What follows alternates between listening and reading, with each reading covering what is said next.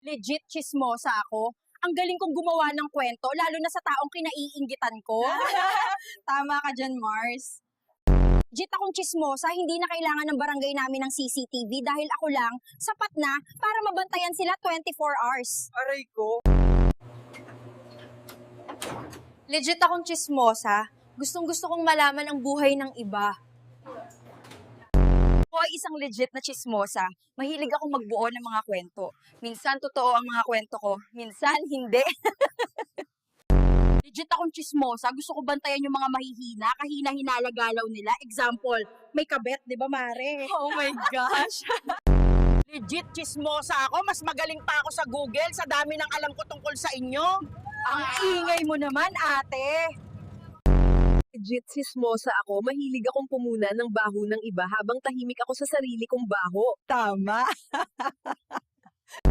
Legit akong chismosa. Mas malakas pa sa wifi ang signal ko at mas mabilis pa sa 4:00 ang balita ko. Ate, luto na ba yan? Gutom na ako.